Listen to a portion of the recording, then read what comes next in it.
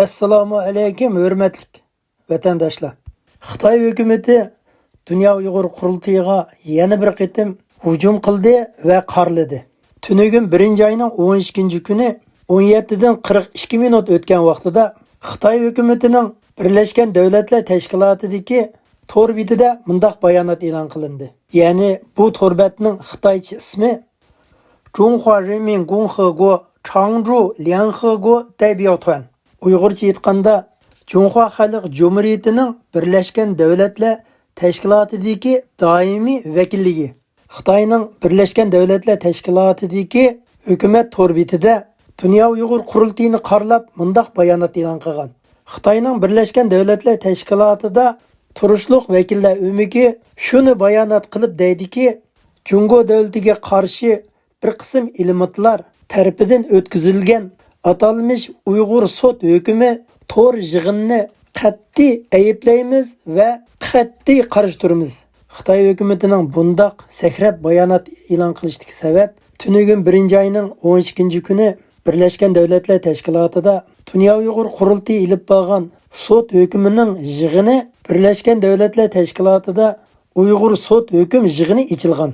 Bu yig'inga dunyodagi 5 qit'aga tarqalgan Uyg'urlarga ko'ngil bo'layotgan har qaysi davlatlarning muhim rahbarlari Uyg'ur sud hukm yig'iniga qatnashgan. Bu yig'inga Xitoyning vakillari mo qatnashgan. Mana shu yig'in sababidan Birlashgan Davlatlar Tashkiloti turishliq Xitoy vakillari qattiq norozilik bildirib, darhol bayonot e'lon qilgan. Xitoyning bayonotida yana shuni deydiki, har qanday bir davlatning, har qanday bir guruhlarning Xinjiangning muqimligini buzadigan hamda Xinjiangni bano qilib turib Jungo hukumatini yo'qotmoqchi.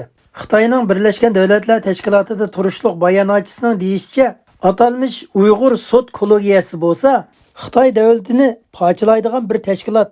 Dünya Uyg'ur qurultiyi bo'lsa, Xitoy davlatiga qarshi turadigan va Xitoy davlatiga qarshi turadigan buzg'unchi unsurlarni tarbiyalaydigan bir organ. Dünya Uyg'ur qurultiyining iqtisodiy manbasi bo'lsa, Xitoy davlatiga qarshi turayotgan Amerika davlati va g'arb davlatlari.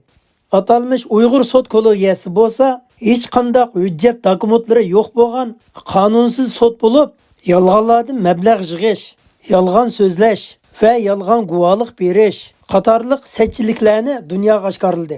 Bu gaplarni Xitoy bayonotchilari da'vatidi. Uyg'ur sud kollegiyasining atalmış hukmi Xitoy davlatiga qarshi kuchlarni yetaklaydigan va bundan keyin yo'l qo'yadigan siyosiy axloqsizlikdan boshqa narsa emas. Qonun va haqiqatga qilingan haqorat. Bundaq razilliklar Birlashgan Davlatlar Tashkiloti bilan munosabati yo'q.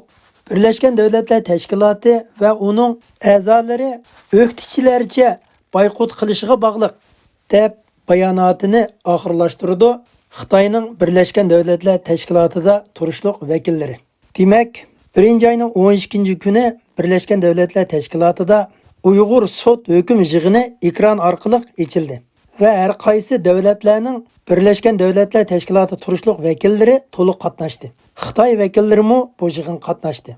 Xitoy vakillari Uyg'ur sud hukm yig'inini qabul qilolmadi ham Uyg'ur sudiga va Dünya Uyg'ur qurultiyiga qattiq norozilik bildirdi. 2021-yili Uyg'ur sud kollegiyasi Londonda birinchi qitimliq Uyg'ur sudini ochgan vaqtida Xitoy Tashqi ishlar ministrligining bayonotchisi Wang Wenbin Dünya Uyg'ur qurultiyi va Uyg'ur sudiga qattiq norozilik bildirdi va tuhmat qildi. Biz shuningdan tushunib yetalamizki, Uyg'ur masalasi to'g'risida Xitoy davlatini intayin bearam qilayotgani Dünya Uyg'ur qurultiyi. Dünya Uyg'ur qurultiyi Xitoyning ko'ziga qadilib qolgan bir mix bo'ldi. Xitoy hukumatı Dünya Uyg'ur qurultiyini parchalash uchun va palash holatiga tushirish uchun har xil hili nayrangvozlarni boshlab. Men shuni tavsiya qilib deydiganmanki, chet elda yashayotgan Uyg'urlarimiz va muhojiratdagi Uyg'urlar har zaman saygak bo'lishimiz, tor doiradagi siyosiy ko'z qarashlarimiz bilan tor doirada tushunchaga ega bo'lib qolmayli. Har zaman saygak bo'lishimiz, bilib bilmay Xitoyning niniga may surkab qo'yishdan saqlanayli.